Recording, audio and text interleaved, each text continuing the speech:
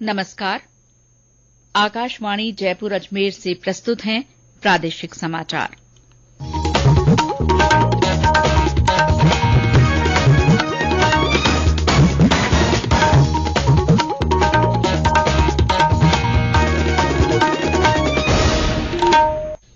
मुख्य समाचार।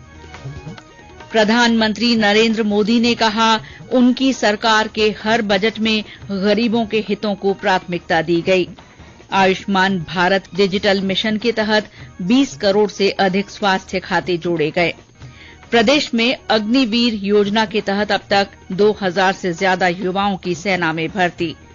मुख्यमंत्री अशोक गहलोत शुक्रवार 10 फरवरी को विधानसभा में राज्य का बजट पेश करेंगे।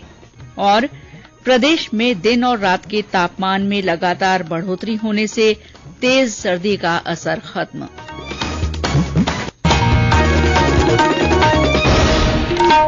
समाचारों के साथ मैं शीला चावला। और अब समाचार विस्तार से। प्रधानमंत्री नरेंद्र मोदी ने कहा है कि उनकी सरकार के हर बजट में गरीबों के हितों को प्राथमिकता दी गई है। नई दिल्ली में भाजपा संसदीय दल की बैठक को संबोधित करते हुए श्री मोदी ने कहा कि केंद्रीय बजट 2023-24 में समाज के सभी वर्गों का ध्यान रखा गया है। संवाददाताओं से बातचीत में संसदीय कार्य मंत्री प्रहलाद जोशी ने बैठक की जानकारी देते हुए बताया कि श्री मोदी ने भाजपा सांसदों से अपने निर्वाचन क्षेत्रों में गरीबों और मध्यम वर्ग के साथ बातचीत करने को कहा है। उन्होंने ये भी कहा कि सभी वर्गों से बातचीत होनी चाहिए और सरकार की अच्छी मंशा के बारे में लोगों को बताने का प्रयास होना चाहिए। श्री जोशी ने बताया कि प्रधानमंत्री ने कहा है कि जब भी बजट पेश किया जाता है तो कुछ लोग हमेशा इसका विरोध करते हैं, लेकिन इस बार भाजपा की विचारधारा के विरोधी लोगों ने भी बजट का स्वागत किया है। बैठक में भाजपा के राष्ट्रीय अध्यक्ष जेपी नड्डा ने प्रधानमंत्री और वित्त मंत्री निर्मला सीतारमण को समावेशी केंद्रीय बजट के लिए सम्मानित किया। लोकसभा में आज राष्ट्रपति के अभिभाषण पर धन्यवाद प्रस्ताव पर चर्चा के दौरान रानी पद्मावती पर भाजपा सांसद सीपी जोशी की टिप्पणी को लेकर सत्ता पक्ष और विपक्ष के बीच बहस के कारण लोकसभा की बैठक कुछ देर के लिए स्थगित की गई। विपक्ष के सदस्यों ने सती प्रथा के समर्थन का आरोप लगाते हुए श्री जोशी की टिप्पणी पर आपत्ति जताई। शोर शराबा जारी रहने पर लोकसभा अध्यक्ष ओम बिरला ने सदन को 1:30 बजे तक स्थगित कर दिया। इसके बाद जब सदन की बैठक फिर शुरू हुई तो श्री जोशी ने स्पष्ट किया कि न तो उन्होंने और न ही कभी उनके दल ने सती प्रथा का समर्थन किया है और उनकी टिप्पणी को संदर्भ से बाहर लिया गया है। लोकसभा अध्यक्ष ने कहा कि वे टिप्पणी की जांच करेंगे और उसे कार्रवाई से बाहर कर दिया जाएगा। उन्होंने शोर शराबे के दौरान विपक्ष के कुछ सदस्यों के आचरण पर भी आपत्ति व्यक्त की। आयुष्मान भारत डिजिटल मिशन के तहत 20 करोड़ से अधिक स्वास्थ्य खाते जोड़े गए हैं। स्वास्थ्य और परिवार कल्याण मंत्री डॉ मनसुख मांडविया ने आज एक ट्वीट में बताया कि न्यू इंडिया का ये नया कीर्तिमान है। उन्होंने कहा कि नरेंद्र मोदी सरकार डिजिटल स्वास्थ्य पारिस्थितिकी तंत्र को मजबूत बनाने के लिए हर संभव प्रयास कर रही है। मिशन के अंतर्गत आमजन आयुष्मान भारत स्वास्थ्य खाते में अपने स्वास्थ्य का डिजिटल रिकॉर्ड रख सकते हैं। अग्निवीर योजना युवा पीढ़ी के बीच तेजी से लोकप्रिय हो रही है और प्रदेश में इस योजना के अंतर्गत 2000 से ज्यादा युवाओं की सेना में भर्ती हो चुकी है। सेना भर्ती कार्यालय के क्षेत्रीय भर्ती अधिकारी पुष्पक मिश्रा ने केंद्रीय संचार ब्यूरो के प्रादेशिक कार्यालय की ओर से जयपुर के अंबाबाड़ी में लगाई गई 5 दिन की अमृत यात्रा इंडिया एट 2047 मल्टीमीडिया प्रदर्शनी में ये जानकारी दी। 5 दिन की प्रदर्शनी के दूसरे दिन अलग अलग विषयों पर विभिन्न सत्रों का आयोजन किया गया। पहले सत्र में श्री मिश्रा ने सेना में भर्ती की पूरी प्रक्रिया की जानकारी उपस्थित युवाओं और विद्यार्थियों को दी। उन्होंने बताया कि राजस्थान में इस समय सेना में भर्ती के लिए 5 कार्यालय काम कर रहे हैं, जिनके माध्यम से बड़ी संख्या में युवा सेना से जुड़ रहे हैं। उन्होंने कहा कि 4 साल के कार्यकाल में अग्निवीरों को आकर्षक वेतन के साथ साथ सेवा निधि पैकेज भी दिया जाता है। इसके अलावा 4 साल की अवधि के बाद 25% श्रेष्ठ अग्निवीरों का सेना में नियमित सेवा के लिए चयन किया जाता है। अंबाबाड़ी के आदर्श विद्या मंदिर में मल्टीमीडिया प्रदर्शनी 10 फरवरी तक सुबह 10 बजे से शाम 5 बजे तक आम नागरिकों के लिए निःशुल्क खुली रहेगी। वरिष्ठ अध्यापक भर्ती परीक्षा के पेपर लीक प्रकरण की जांच सीबीआई से कराने सहित विभिन्न भर्ती परीक्षाओं के परिणाम जल्दी जारी करने की मांग को लेकर प्रदेश के बेरोजगार युवाओं ने आज अजमेर में राजस्थान लोक सेवा आयोग के बाहर प्रदर्शन किया। राजस्थान एकीकृत बेरोजगार महासंघ के प्रदेश अध्यक्ष उपेन्द्र यादव की अगुवाई में प्रदर्शन कर रहे बेरोजगार युवाओं पर पुलिस ने हल्का लाठीचार्ज किया और बाद में यादव सहित एक अन्य युवक को शांति भंग के आरोप में गिरफ्तार किया गया।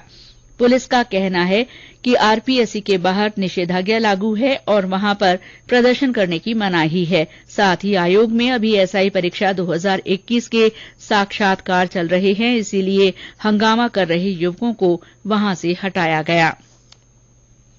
ये समाचार आकाशवाणी जयपुर अजमेर से प्रसारित किए जा रहे हैं। मुख्यमंत्री अशोक गहलोत शुक्रवार 10 फरवरी को विधानसभा में राज्य का बजट पेश करेंगे। बजट को लेकर तैयारियों को अंतिम रूप दिया जा रहा है। राज्य सरकार की ओर से मुख्यमंत्री की फोटो समेत जयपुर में कुछ स्थानों पर बजट को लेकर होर्डिंग्स लगाए गए हैं। इन पर लिखा गया है, बजट 10 फरवरी को आ रहा है। इसके नीचे लिखा गया है, बचत, राहत और बढ़त। इससे माना जा रहा है कि सरकार के इस बजट में कई लोक लुभावन घोषणाएं होने वाली हैं। मुख्यमंत्री अशोक गहलोत कह चुके हैं कि ये बजट युवाओं पर केंद्रित रहेगा। बजट से पहले सियासत भी तेज हो गई है। भाजपा के प्रदेश अध्यक्ष सतीश पूनिया ने एक ट्वीट किया है, जिसमें एक होर्डिंग पर अपराध, भ्रष्टाचार और पेपर लीक 4 साल से चल रहा है लिखा हुआ दिखाया गया है। वहीं सांगानेर से भाजपा विधायक अशोक लाहोटी ने कहा कि बजट गोपनीय होता है और सरकार की ओर से लगाए गए होर्डिंग्स के माध्यम से बजट में क्या आने वाला है उसका प्रचार किया जा रहा है। उन्होंने कहा कि ये उचित नहीं है और सरकार को ये होर्डिंग्स तुरंत हटाने चाहिए। बजट से पूरे राजस्थान के 7 करोड़ लोगों का भविष्य जुड़ा हुआ है। बजट के माध्यम से आपने सीधा सीधा बता दिया बजट घोषणाओं का पिटारा होगा।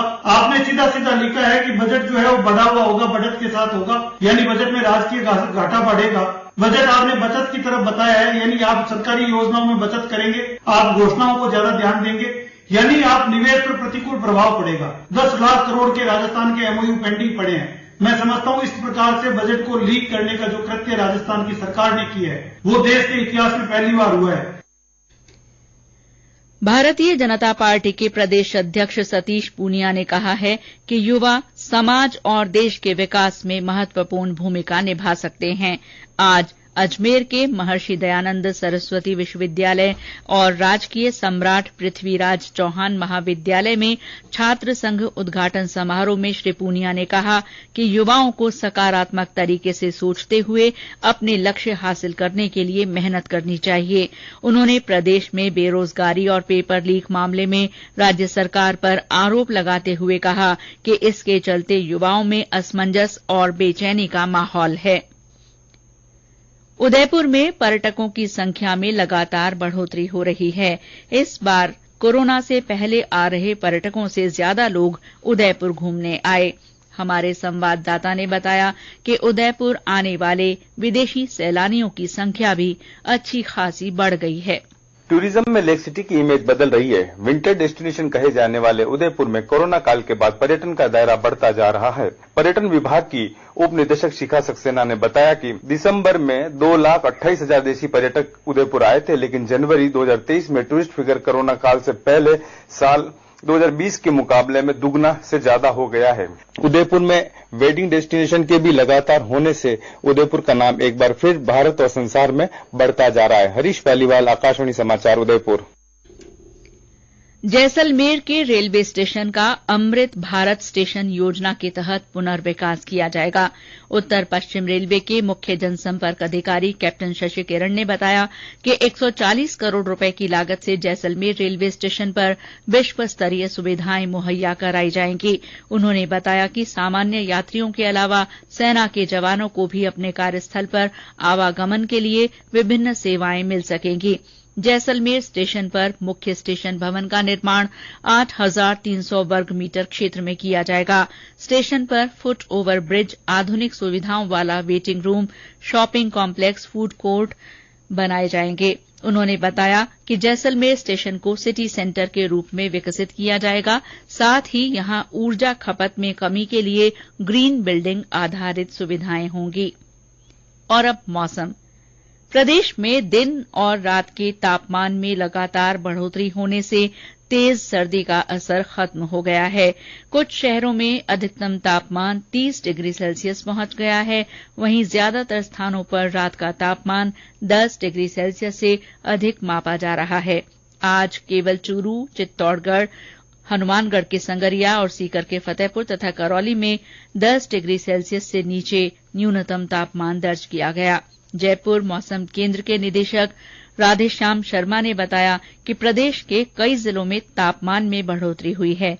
सुबह शाम ठंडी हवाओं के चलने से सर्दी का एहसास बना हुआ है। उन्होंने बताया कि आज 1-2 डिग्री तापमान कम होने की संभावना है। वर्तमान में अधिकांश स्थानों पर न्यूनतम तापमान 8 डिग्री सेल्सियस से अधिक है। वहीं दिन का अधिकतम तापमान भी ज्यादातर स्थानों पर 2 से 3 डिग्री सेल्सियस सामान्य से ज्यादा दर्ज किए जा रहे हैं। आगामी दिनों में राजस्थान में मौसम पूरी तरह से शुष्क बना रहेगा। इसके अलावा दिन के अधिकतम तापमान में भी अगले 48 घंटों में 2 से 3 डिग्री सेल्सियस की बढ़ोतरी होने की संभावना है। आकाशवाणी समाचार जयपुर ने अपने श्रोताओं में मोटा अनाज के प्रति जागरूकता के लिए संदेश श्रृंखला शुरू की है। इसमें श्रोता संदेश भेजकर बता सकते हैं कि वे अपने भोजन में मोटा अनाज किस तरह काम में लेते हैं। आज का संदेश हमें नागौर जिले के एक श्रोता ने भेजा है। मैं जगदीश राम गोलिया, गोवा खुर्द, जिला नागौर से। मोटा अनाज विशेष तौर से बाजरा और जवार, जो अत्यधिक पौष्टिक, फाइबर युक्त और सुपाच्य होता है। सर्दियों के मौसम में खास तौर से बाजरे की रोटी और जवार की राब और बाजरे का खिचड़ा बड़े चाव के साथ खाया जाता है, जो शीतकाल में अत्यंत उपयोगी है। मैं सभी को ये सलाह देता हूं कि मोटे अनाज का उपयोग अधिक से अधिक करें। हमारे अन्य श्रोता भी मोटा अनाज के बारे में अपने संदेश लिखकर या रिकॉर्ड कर व्हाट्सएप नंबर 9414052368 पर भेज सकते हैं। आकाशवाणी पर प्रधानमंत्री नरेंद्र मोदी के कार्यक्रम मन की बात की 100वीं कड़ी के लिए माईजीओवी पर एक जिंगल प्रतियोगिता का आयोजन किया जा रहा है। प्रतियोगिता में भाग लेने के इच्छुक प्रतिभागियों को 25 से 30 सेकंड का एक जिंगल और आलेख देना होगा, जो समझने में सरल हो और जन समुदाय से एकदम जुड़ जाए। सर्वश्रेष्ठ प्रविष्टि को 11,000 रुपए का नकद पुरस्कार दिया जाएगा। प्रतिभागी 28 फरवरी तक अपनी प्रविष्टियां दे सकते हैं। राष्ट्रीय आयुर्वेद संस्थान के स्थापना दिवस पर आज कार्यक्रम आयोजित किया गया। इस अवसर पर भगवान धन्वंतरी की पूजा अर्चना की गई। स्थापना दिवस समारोह में कुलपति द्वारा संस्थान के 3 कर्मचारियों को उत्कृष्ट सेवा के लिए पुरस्कार दिया गया। और अंत में मुख्य समाचार एक बार फिर। प्रधानमंत्री नरेंद्र मोदी ने कहा है कि उनकी सरकार के हर बजट में गरीबों के हितों को प्राथमिकता दी गई है। आयुष्मान भारत डिजिटल मिशन के तहत 20 करोड़ से अधिक स्वास्थ्य खाते जोड़े गए हैं। प्रदेश में अग्निवीर योजना के तहत अब तक 2000 से ज्यादा युवाओं की सेना में भर्ती की गई है। मुख्यमंत्री अशोक गहलोत शुक्रवार 10 फरवरी को विधानसभा में राज्य का बजट पेश करेंगे। और प्रदेश में दिन और रात के तापमान में लगातार बढ़ोतरी होने से तेज सर्दी का असर खत्म हो गया है। इसके साथ ही प्रादेशिक समाचार बुलेटिन समाप्त हुआ। नमस्कार।